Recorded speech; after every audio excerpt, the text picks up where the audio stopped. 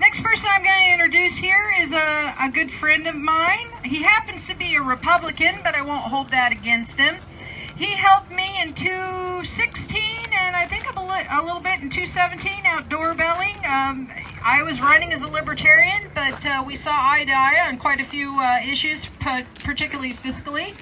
And so with that, I'd like to invite Marc Perez up here.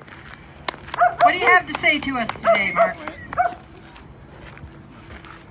Well, I want to thank Michelle Give 'em Hell Darnell for inviting us here today. Let's give her a hand! And thank you all for being here today. Why are we here? Let me sum it up for you. Freedom! We're here because government is beholden to the people. No other source of power except by its sovereign people. We are blessed with a special government that still shines as the newest and the most unique idea in all the long history of man's relation to man. Today, our current legislative session is tasked with this issue. Do we believe in our capacity for self-government, or do we abandon the American Revolution and confess that a little group of intellectual elite in this capital can plan our lives better for us than we can plan for ourselves? You and I are increasingly told that we must choose between left or right. Well, I'd like to suggest that there is no such thing as left or right, but up or down. Up. It's man's age-old dream, the ultimate in individual freedom, consistent with law and order. Down the path to the ant-heap of totalitarianism.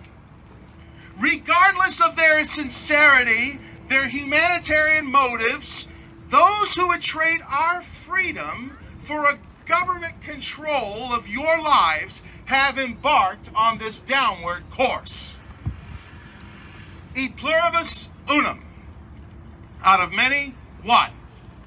How fitting that this Latin phrase with 13 letters, one for each American colony, who are able to work out their differences and unite in one common cause for freedom. Freedom from a government far away who had imposed their will and burdensome taxation on these American colonists without representation. Quote, freedom isn't free, end quote. We've all heard that. It's written in the books. It's engraved in granite at a memorial along the Potomac River. Of the 56 signers of the Declaration of Independence, 5 signers were captured by the British and tortured before they died. 12 had their homes ransacked and burned. 2 lost their sons in the Revolutionary Army, and another had 2 sons captured, and 9 of the 56 who fought and died from wounds or hardships of the Revolutionary War. Think about that. They all signed the Declaration of Independence knowing full well that the penalty would be death if they were captured. They valued liberty and stood for freedom. Standing tall and unwavering, this was their pledge. Quote, for the support of this declaration, with firm reliance on the protection of the divine providence, we mutually pledge to each other our lives, our fortunes, and our sacred honor. The American colonies lost nearly 1% of their population to the Revolutionary War. Another 1% were seriously wounded, and even more lost everything and died in rags. Part of the struggle was the fact that the American colonies were largely divided. 45% of colonists fully supported the war, while 20% of colonists were outright loyal to Britain, and the rest were fence-sitters. But thanks be to God and to those who fought for our independence, that we have inherited the most free and prosperous nation on earth. The party that currently holds the majority of the state house and Senate claims our recent rise in prosperity was partly due to their tax increases of previous legislative sessions. Really? Are you serious? In spite of record amounts of taxes collected in our state's treasury, the majority party, who wants to spend 20% more in this biennium than the previous, that's a fact. That's 20% more government and 20% closer to totalitarianism. And no matter how they attempt to portray this with good intention, creating a carbon tax, a capital gains tax, and raising other taxes would be heading us down towards that ant heap of totalitarianism. I have spent most of my life as a Republican. I believe the issues confronting us today cross party lines. Republicans are outnumbered in this state by Democrats, but a very large number of Washington state voters are far more sophisticated than just branding themselves with a party label. I believe many may be socially liberal, but fiscally conservative. This is what gave us legalized marijuana and same-sex marriage while not having a state income tax.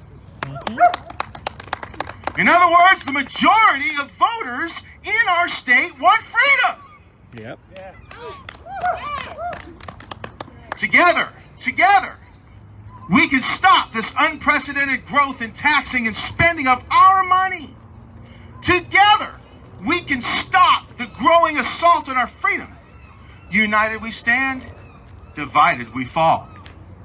Finally, I'd like to share a story that depicts the truest form of love and belief in liberty by 4 heroic chaplains, all of different faiths. On February 2nd, 1943, a German U-boat hit the United States Army transport Dorchester, and chaos ensued as the ship tilted and began to sink. The 4 chaplains were Lieutenant George L. Fox, Methodist, Lieutenant Alexander D. Good, Jewish, Lieutenant John P. Washington, Roman Catholic, and Lieutenant Clark V. Poling, Dutch Reformed.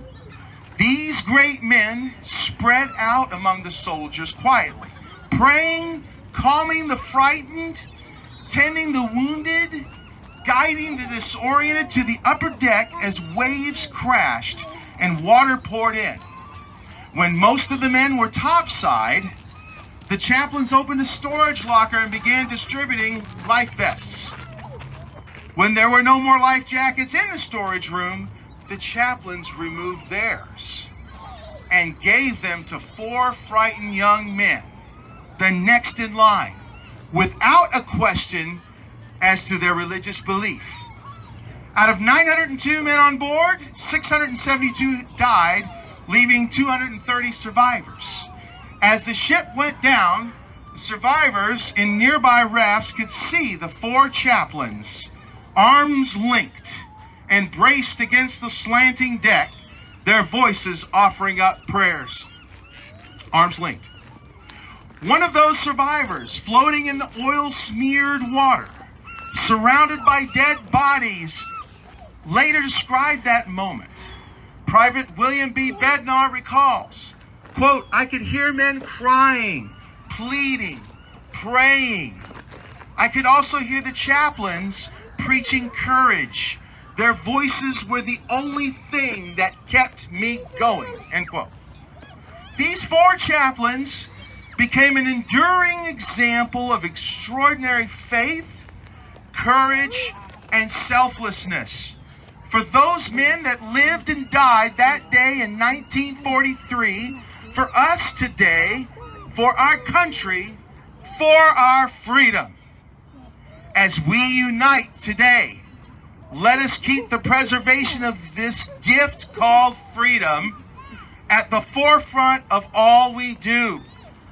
Let us honor the 56 signers of the Declaration of Independence and those 4 heroic chaplains along with countless other American heroes who had made the ultimate sacrifice over the last 243 years.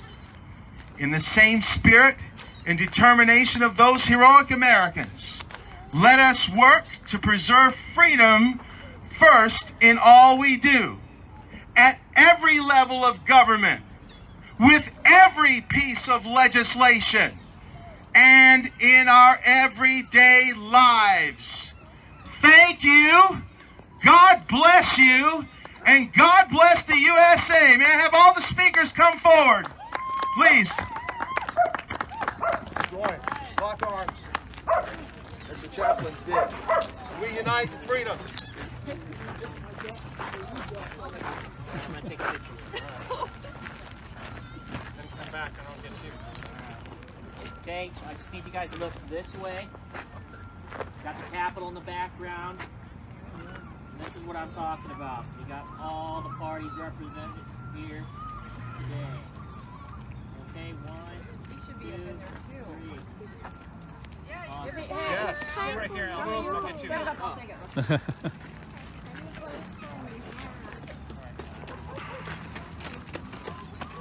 I'll include you in this in the live stream too. There you go. We'll get all the speakers.